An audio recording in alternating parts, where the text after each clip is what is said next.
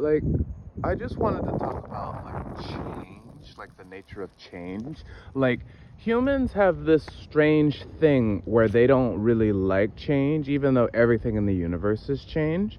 Like, they want things to be, like, stable. They want things to be comfortable, to fit in these boxes that are, like, unchanging. Like, these boxes transcend the things that are being measured and stuff. Everything fits into these boxes and nothing changes. But literally everything changes and all of the time.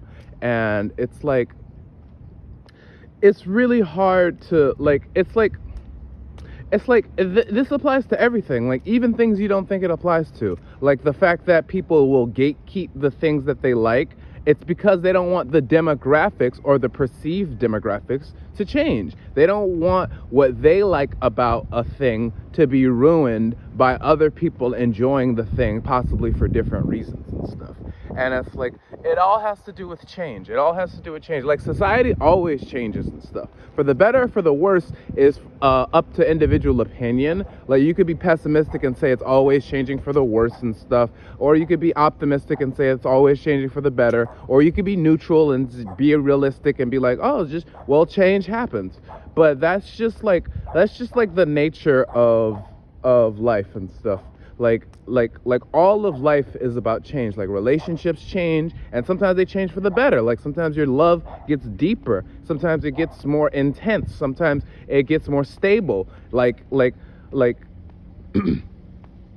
change isn't something to be feared. Change is something to be embraced. Like, if you don't like your life the way it is, you can change it. And I know it may not seem that way, but the thing is, you have to understand something about rationality is emotions precede rationality. Your conscious attention, your conscious sort of logical, sort of cognitive thought is downstream of whatever deeper underlying emotions you feel and stuff. And your emotions are mostly irrational. Like, that's why it's recommended that you go to therapy, and not just any therapist, like a good therapist and stuff, so they can actually sort you out to see what underlying emotions are driving whatever, like, rationalizations you make after the fact. Because you will make a rationalization after the fact to prevent any change that is possible in your life. And there are things you cannot change about life. There are things you cannot personally change, but there are things under your control that you can change. And you have to give yourself that agency. You have to be able to say, I want to look like this, or I want to do this, so I need to get better at this. And there's going to be a difficulty curve. There's going to be like that's the thing. Like, I was reading in Mere Christianity about about some people, like they convert to Christianity and stuff, and they give it like a week and they feel fine, but it's like, no, give it 6 months. Like, it's going to be really, really hard. When you realize how impossible things are for yourself, that's when you realize you have to put it in God's hands and stuff. So, like, that's why the serenity prayer is like that. That's why so many things are like the way that they are. Because it's like, you have to be open to change, you have to be willing to change, and you have to let things change at their pace. Like, there's like levels to this stuff. There's like so much like levels to this stuff. And it's like I watch a lot of YouTube videos and stuff, and the videos that I watch, they don't have that many views and stuff. A lot of the videos that I watch have under 1 million views. They have under 1 million subscribers. They have like less than 1,000 likes and stuff. Like, I like watching like esoteric underground stuff, like less known YouTubers and stuff. I like seeing their improvement over time. Shout out to Third Eye Tyrone, because, you know, he talks about some of the stuff that I think about, but he talks about it in a way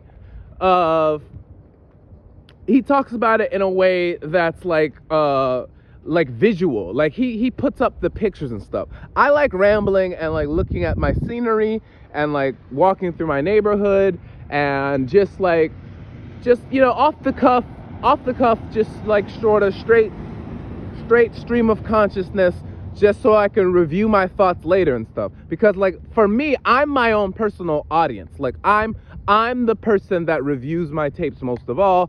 I'm the person that listens to myself most of all and stuff. And, you know, that's sort of a constant and stuff. There's constants and variables. That's what BioShock Infinite taught me.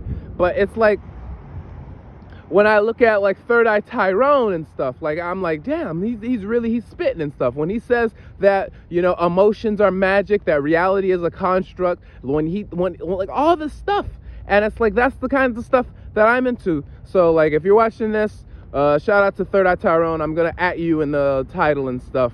But yeah, basically that's it. Just be willing to change. Be willing to open your mind to the possibilities, because it's like Zahir says, when you focus on only what you can see, you blind yourself to the possibilities. So always be open to the possibilities.